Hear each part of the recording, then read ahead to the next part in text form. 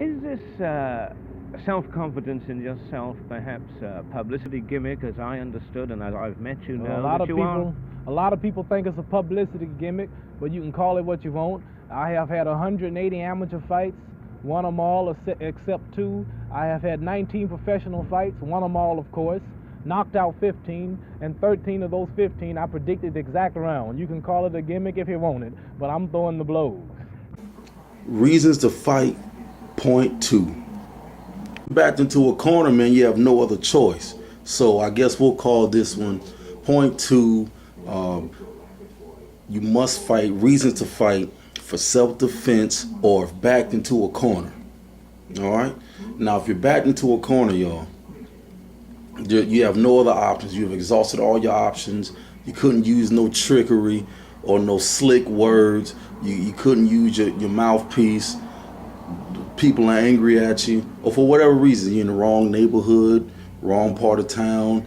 You said something, you were drunk, you stepped in somebody's shoe, anything silly or anything serious.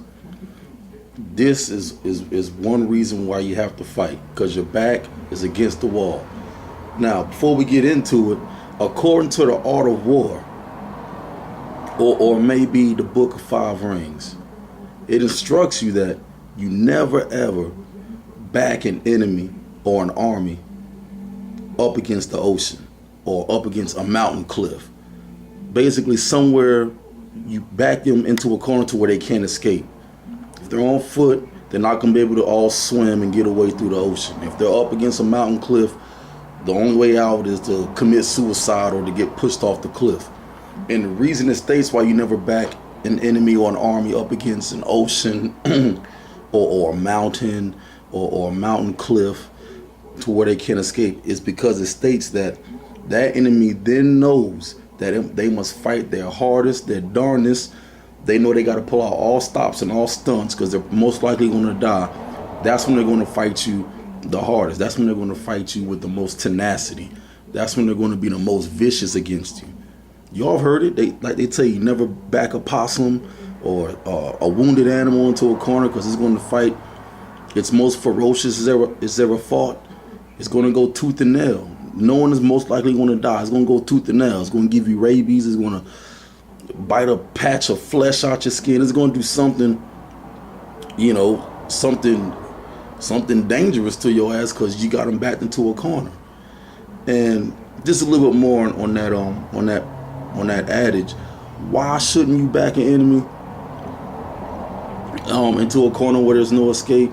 You never know. You may need that enemy for goods or trades. He might be able to provide services for you later on in the future. Yes, you should demolish your enemy. Yes, that's showing respect to them and respect to arts and in the whole task of in war to conquer. Yes, you should. In some cases, but in other cases, you should give them a way out. It kind of shows your mercy and your might. If let's say you back an enemy and their back is against a forest, you giving them the option to run and see you again, escape through the forest, or to fight you if they will. But when you give them no other option but to fight with all they might, I mean, hell, you asking for it. And when people are fighting with all they might, they just might take your head along with them. So, reasons to fight, point 2, y'all, for self-defense or when backed into a corner. Now, according to fight science, if you're getting jumped or you're surrounded by folks, surrounded by people, whoever, just anybody, strangers, police, animals, wolves, wherever you may be, according to fight science, you're supposed to put your back in a corner. Because scientifically now, I'm not saying this is true, scientifically, only 4 people or 4 beings can attack you simultaneously when your back is in the corner. That way, let's say if there's 12 people and they about to jump you, put your back in the corner. Scientifically, only 4 of them can come at you at a time. So that cuts down their odds and increases your odds of being able to. If you got good hand game and a good weave game, you might be able to take them. And most fights that I've seen, when someone's getting jumped, And this is just nowadays, y'all. I don't know about back in the 60s or 70s. Usually a real thorough gang is going to keep jumping you till they get your ass. But as of recent, I'll say in the past 20 years, if you can knock out or brutally wound one or two people that's jumping you, usually the rest of the game backs off. I've seen it time and time again. Y'all seen it, man. Y'all seen these crazy videos online. 3 or 4 people are jumping the dude. He puts his dukes up. He's getting whopped up in the head. He's dipping. He's getting punched, kicked in the ass. And then he catches somebody with an overhand. Pop! Knocks him out cold. And it makes the other people sort of tense, sort of timid, excuse me. And they look, they back up, they check on their homie or their homegirl. And they're like, oh man, shoot. Then they kind of approach you with caution. Now this is the time when you get away if you're getting jumped. And a lot of times, you know, nowadays, man, just the hearts are pumping Kool-Aid. Somebody will pull out something, or somebody will get in their car, go to their trunk, or drive off saying they're coming back with something. But anywho, getting long-winded there. But y'all, but for self-defense, you must fight for self-defense. And if you're not gonna put your back in the corner, if you're getting jumped, then you could take the other warrior way out. I guess you could take the flight procedure, which is not really flight. You could take the cover-up procedure. The best way to cover up is get into the fetal position, tuck your chin down to your knees, cover your head with your arms, try to get your hands to the back of your spinal cord, try to keep your elbows down, you know, kind of long like Winky Wright, cover up your ribs and lay down on your side.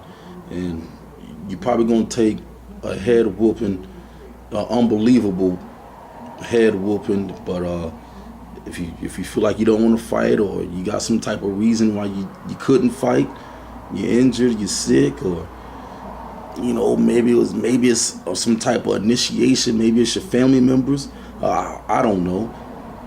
Cover up and just take your whooping like a man and come back stronger. But if you choose to fight like a lot of warriors would do, and put your back in the corner. And remember, y'all, self-defense, you must defend yourself. America was built on that. I don't know about other countries, but America, here in America, good old red, white, and blue, good old Dixieland, good old Wild Wild West, you know, good old the wilderness and the good old territories, NOLA. You must defend yourself, man. We were built on defending yourself. All right? And a lot of times, if you don't defend yourself, you'll take just as much punishment legally and, you know, physically for not defending yourself. I know it sounds crazy, but you'd be surprised with people who have gotten beat up. Y'all remember that video with the postal worker and the woman was slapping him all in the mouth? He didn't lay not one finger on it, and he still got fired. He was just trying to talk his way through it, and he was sitting there getting slapped in the mouth, cussed out, pushed, pinched, all type of silly shit. If someone's attacking you, again, defend yourself, all right? And a lot of people are slick nowadays, or people have always been slick. They'll try to entice you into a fight. That's why you gotta have self-control as a warrior. They'll try to say things or to get in your way without touching you, all types of silly stuff, and they're trying to bait you into throwing a punch. So you never want to do that. You want to be a step ahead and avoid it, or you know, use your verbal or your mental warfare. You want to avoid it at all costs, because as soon as you throw that first punch and you're already having harsh words with somebody, legally they probably could get the upper hand on you. But if they lay a finger on you, you know, you have the right to take their head. I wouldn't advise it, but if they hit you hard enough where you feel like you got to respond, go ahead and respond. If they hit you more than once, hell, even if they bump or push you, trip you up, go ahead and defend yourself. It's the right thing to defend yourself. The Lord says, defend thyself. And there's many quotes and citations for that. Always defend yourself. If you're backed into a corner, always defend yourself. When you have no way out, sometimes you must physically fight. All right, hope that was a good enough rant for y'all. You'll stay diligent, Keep honing in on your arts. Stay in shape. We out.